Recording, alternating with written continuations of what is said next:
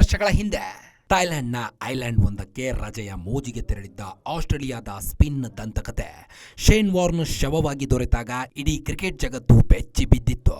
ಏಕಾಏಕಿ cardiac arrest ಆಗಿ Shane warn ಸಾವನ್ನಪ್ಪಿದ್ದಾರೆ ಅಂತ ವರದಿಯಾಗಿತ್ತು. ಆದರೆ 3 ವರ್ಷಗಳ ಬಳಿಕ ಶೇನ್ ವಾರ್ನ್ ಸಾವಿನ ನಿಜವಾದ ಕಾರಣ ರಿವೀಲ್ ಆಗಿದೆ. ಶೇನ್ ವಾರ್ನ್ ಹೃದಯಾಘಾತದಿಂದ ಸತ್ತಿಲ್ಲ, ವಯಾಗ್ರಾ ಮಾತ್ರೆ ಓವರ್ ಡೋಸ್ನಿಂದ ಅಂತಿದ್ದಾರೆ ಹಿರಿಯ ಪೊಲೀಸ್ ಅಧಿಕಾರಿಯೊಬ್ಬರು ಬಾಯ್ಬಿಟ್ಟಿದ್ದಾರೆ. ಅಂದು ಶೇನ್ ವಾರ್ನ್ ಉಳಿದುಕೊಂಡಿದ್ದ ಹೋಟೆಲ್ ರೂಮ್ನಲ್ಲಿ ಲೈಂಗಿಕ ಮಾದಕ ವಸ್ತು ದೊರೆತಿದೆ ಎಂಬ ಆಘಾತಕಾರಿ ಅಂಶ ಬಹಿರಂಗಗೊಂಡಿದೆ. ಸ್ಪಿನ್ ಬೌಲಿಂಗ್ ದಂತಕತೆ ಶೇನ್ ವಾರ್ನ್ ಅವರು ವಿವಾದಗಳೊಂದಿಗೆ ಬದುಕುತ್ತಿದ್ದವರು. ಸ್ಪಿನ್ ಮಾಂತ್ರಿಕನಾಗಿ ವಿಶ್ವದಾದ್ಯಂತ ಅಭಿಮಾನಿಗಳನ್ನ ಹೊಂದಿದ್ದ ಶೇನ್ ವಾರ್ನ್ ಸಾವಿನ ರಹಸ್ಯವನ್ನು ಮರೆಮಾಚುವ ಪ್ರಯತ್ನ ನಡೆದಿತ್ತು. ಸ್ವತಃ ಆಸ್ಟ್ರೇಲಿಯಾ ಸರ್ಕಾರವೇ ಮತುರ್ಜಿ ವಹಿಸಿ ಸಾವಿನ ಸತ್ಯವನ್ನ ಸೈಲೆಂಟ್ ಆಗಿ ಮುಚ್ಚಿ ಹಾಕಿತ್ತು ಅನ್ನೋದರ ಬಗ್ಗೆ ಅಂದಿನ ತನಿಖಾಧಿಕಾರಿಯೊಬ್ಬರು ಬಹಿರಂಗಪಡಿಸಿದ್ದಾರೆ. ಥೈಲ್ಯಾಂಡ್ನ ಕೋಹ ಸಮೂಹಿ ದ್ವೀಪದಲ್ಲಿ 2022ರ ಮಾರ್ಚ್ 4ರಂದು ಶೇನ್ ವಾರ್ನ್ ಶವ ದೊರೆತಿತ್ತು. ಹೃದಯಾಘಾತದಿಂದ ಆದ ಸಹಜ ಸಾವು ಎಂದು ಮರಣೋತ್ತರ ಪರೀಕ್ಷೆಯಲ್ಲಿ ವರದಿಯಲ್ಲಿ ಉಲ್ಲೇಖಗೊಂಡಿತ್ತು. ಇದೀಗ ಪ್ರಕರಣದ ತನಿಖೆ ನಡೆಸಿದ್ದ ಪೊಲೀಸ್ ಅಧಿಕಾರಿಯೊಬ್ಬರಿಂದ ಹಲವು ವಿಚಾರಗಳ ಮಾಹಿತಿ ದೊರಕಿದೆ.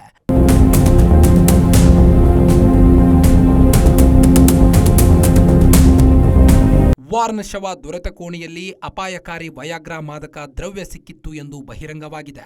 ಶೇನ್ ವಾರ್ನ್ ಸಾವಿಗೀಡಾಗಿದ್ದ ಕೋಣೆಯಲ್ಲಿ ಸಿಕ್ಕ ಮಾತ್ರೆಗಳ ಬಾಟಲಿಯನ್ನು ಯಾರಿಗೂ ತಿಳಿಯದಂತೆ ಎತ್ತಿಡಲು ಮತ್ತು ಸಾಕ್ಷ್ಯ ನಾಶಪಡಿಸಲು ಆದೇಶಿಸಲಾಗಿತ್ತು ಎಂದು ಮಾಜಿ ಅಧಿಕಾರಿ ಆರೋಪಿಸಿದ್ದಾರೆ. ಲೈಂಗಿಕ ಮಾದಕ ದ್ರವ್ಯವನ್ನ ನಿಮಿರುವಿಕೆಯ ದೌರ್ಬಲ್ಯಕ್ಕೆ ಬಳಸುತ್ತಾರೆ. ಈ ಔಷಧವು ವಯಾಗ್ರಾದಲ್ಲಿ ಕಂಡುಬರುವ ಸಿಲ್ಡೆನಾಫಿಲ್ ಸಿಟ್ರೇಟ್ ಅನ್ನು ಒಳಗೊಂಡಿತ್ತು. ಹೃದಯ ದೌರ್ಬಲ್ಯ ಹೊಂದಿರುವ ವ್ಯಕ್ತಿ ವಯಾಗ್ರಾ ಮಾತ್ರೆಗಳನ್ನು ಸೇವಿಸಿದರೆ ಜೀವಕ್ಕೆ ಅಪಾಯವೆಂದು ವೈದ್ಯರು ಹೇಳುತ್ತಾರೆ. ಶೇನ್ ವಾರ್ನ್ ಎಷ್ಟು ಮಾತ್ರೆಗಳನ್ನು ತೆಗೆದುಕೊಂಡಿದ್ದನೆಂದು ನಮಗೆ ತಿಳಿದಿಲ್ಲ.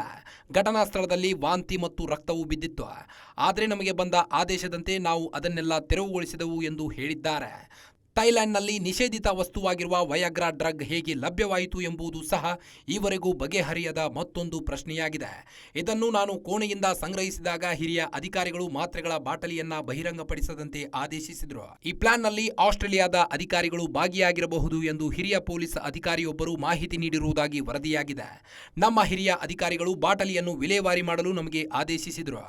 ಆಸ್ಟ್ರೇಲಿಯಾದ ಹಿರಿಯ ಅಧಿಕಾರಿಗಳು ಸಹ ಇದರಲ್ಲಿ ಭಾಗಿಯಾಗಿದ್ದರು, ಏಕೆಂದರೆ ಅವರು ತಮ್ಮ ರಾಷ್ಟ್ರೀಯ ಐಕಾನ್ ಈ ರೀತಿಯ ದುರಂತ ಅಂತ್ಯವನ್ನು ಬಯಸಿರಲಿಲ್ಲ. ಹೀಗಾಗಿ ಅವರಿಗೆ ಹೃದಯಾಘಾತವಾಗಿತ್ತು ಎಂದು ಸಾವಿನ ಸಂದರ್ಭದಲ್ಲಿ ವರದಿಯಾಗಿತ್ತು ಎಂದು ಪೊಲೀಸ್ ಅಧಿಕಾರಿ ಮಾಹಿತಿ ನೀಡಿದ್ದಾರೆ.